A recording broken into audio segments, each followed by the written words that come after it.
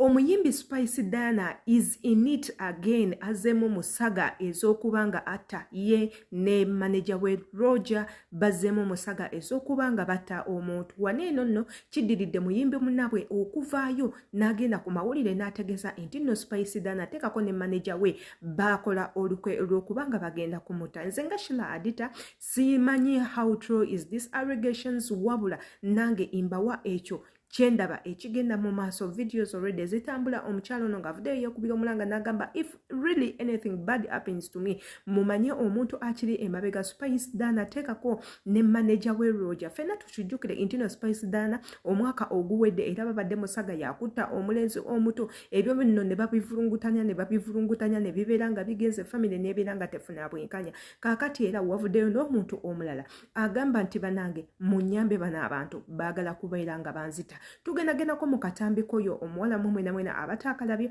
mubeere nga mukekkaanya bulungi nnyo muwulire ebigambo ebimuvaamu tebivuddemu nze bivuddemu oyo omukyala then atera okomentinga wansi awo otuwe endowoozayo. Njagala mukijjukire nti nno am your own Sheila Adita gwe wenna tanaba kwangu subscribinga ku YouTube channel yange eno gilikinga viewing videos commentinga wansi with your name and the place where you're watching us from. Give us any message that you want us to publish to your people. Tugenda kubanga tukuyambako okubanga tukikola gwe teekawo obubaka bwo ongambe Adita ntumirako oba tumirako abantu bange this and this so and so ngenda kubanga enkikola mu bunambiro muganda wange gwe subscribinga twekumireko katugendako mu katambi kaneno katono nnyo ate tumale tukogereko beerako.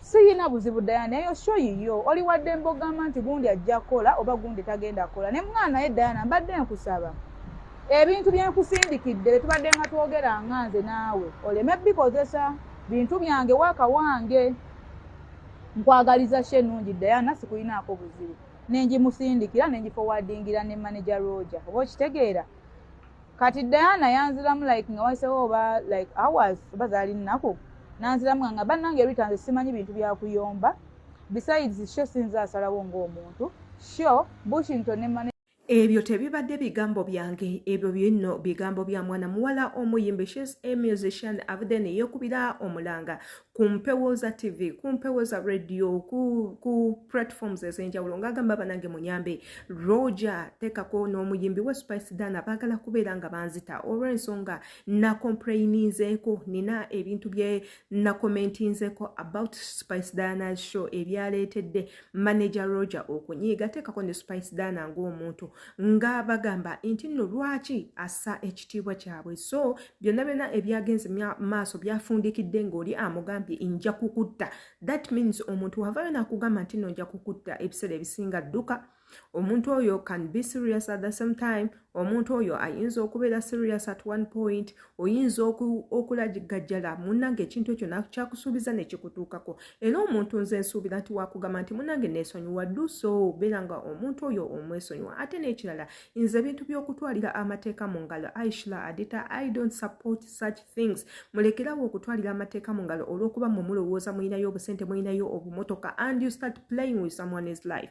Wowulira omuntu nga temuli ku page yemu temukkaanya mu nsonga ezimu ng'olaba that person is disrespectful, that person is disrespecting you, that person is genderawo ku poliisi omuntu oyo obeere ng'omulopa. Totwalira mateeka mu ngalo. Gwani gwe manager Roger gwani gwe okola ngani mu ggwanga Uganda okuvayo n'ogamba nti ogenda kutta muntu. You as who? Igwe ngani? Are you a general? Are you a colonel? Are you a president or a minister? Lukusa ki lw'oyina olukuttisa omuntu? Lwaki obotta omuntu munno olw'okubanga agambye sho teyanyumye? Gwe ngani atta omuntu? If you're not satisfied ku bintu omuntu byakoogeddeko go straight to the police station gulawo omusango omuntu oyo bamunone babeere nga babimutuusaako. Uganda has a new constitution eyakamala okubanga bagisayininga naddala computer misuse law emaze okubanga eteekebwako stamp. Omuntu wakwogerako ekintu nga tokyagala genda omulope. Omuntu wakola ekintu kyonna nga kiri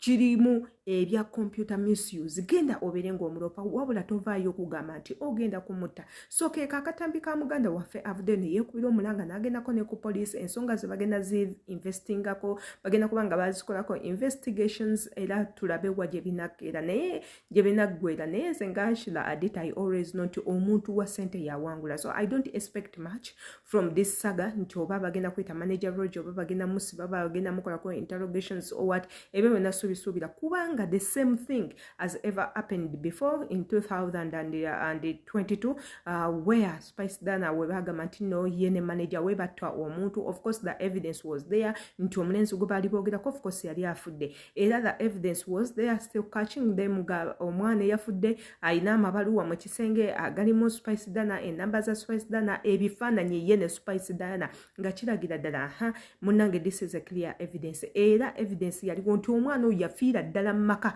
aga Spice Dana so we did not see anything aba police ba Uganda kyebakola nti oba calling Spice Dana babimutuuzeemu omuntu ono yafudde atya we did not see anything up to now family yoyo omwana ekyakaba esaba bwenkanya so ebintu ng'ebyo bye bikyali mu ggwanga lyaffe Uganda nti buli kimu kyakuvulungusanya buvulungutanya omuntu n'abeera wotofunye gy'osuubira okufuna obwenkanya nayo n'ovaayo nga tofunye bwenkanya nze nga Ashila Adita ebintu ebimu njagala bibeere nga bishuuka musimu bubi kamanye gwe kyolowooza alaba video eno gw'olowooza ki ku biki ebigenda mu maaso commenting ngaawo manye ki kyolowooza embagala nnyo see you in my next video.